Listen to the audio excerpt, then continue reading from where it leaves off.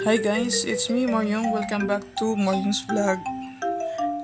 Nag-review pala ako nito ng turon. Since ako hindi marunong magbalot ng turon, it is challenging for me. So since mag-isa lang ako dito guys. And ako lang din naman ang tuturuan ko sarili ko kung paano magbalot ng turon. Anyway, kaya naman natin magbalot. Basta yung pagkuha lang nito ng turon wrapper guys, binili ko pala yan kanina. Fresh gawa yan. Bali 6 pesos yan Hindi malapit sa amin dito may pagawaan ng ganyan. So nabili ako ng mga 10 piraso ata yan. So 6 pesos. And yung saging ko naman 4 na piraso ata na gamit ko dyan.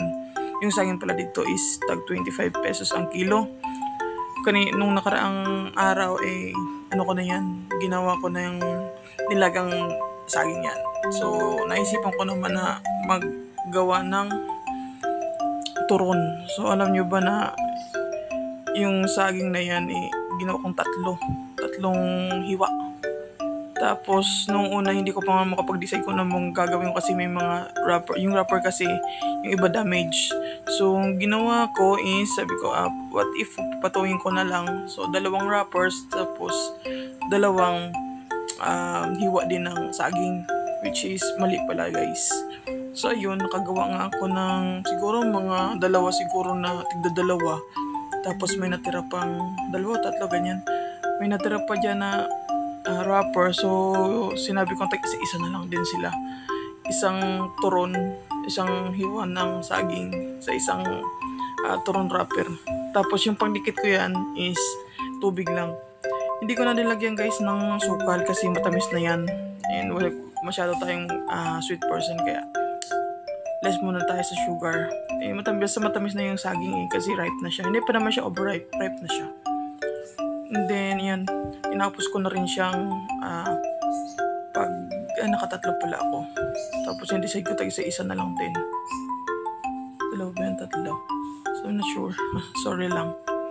Tapos pagkatapos niyan, syempre, kailangan ko na siyang piprituhin. Yan. 4. Yan. 2 pala. Tapos 4 na Pinrito ko na siya guys. So, ayan. Keep it to the max baby. Yan. Piprituhin natin. So, may oil na siya. Tapos, prituhin lang natin siya na mag-crispy. Dapat yan, binabantayan. Baka masunog. So, yung ginagawa ko dito, yung pinili ko muna yung isang malaki, tapos yung mga isa na balot. Tsaka siya ako pinarito. Siguro yung gastos ko dito, nasa lang. Kwentahin na nga natin. 6 pesos sa wrapper. So, mantika. Sabihin natin ng mga 10 pesos lang. 15 pesos. 16, 21 pesos plus 10 pesos na saging. 31 pesos. Meron ka ng merienda. Yung merienda is cost mo sa 31. So, 36 pesos. Hindi naman isang lang yan. Kuan. Meron pa yan hanggang bukas. Tapos, i-microwave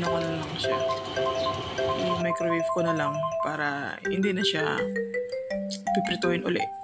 Nalagay ko na lang siya. Yung iba nito is naprito ko na siya. Luto na. I-microwave ko na lang kasi inalagay ko na sa ref. So, ayan guys.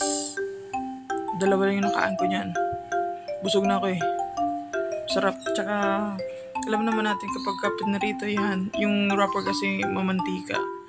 So, kailangan pa natin siyang i-drain ng maayos para yung mantika. Ma-drain yung mantika. Ayan guys, yung finished product natin. Turon na saging na turon. Okay. Kaya na tayo guys.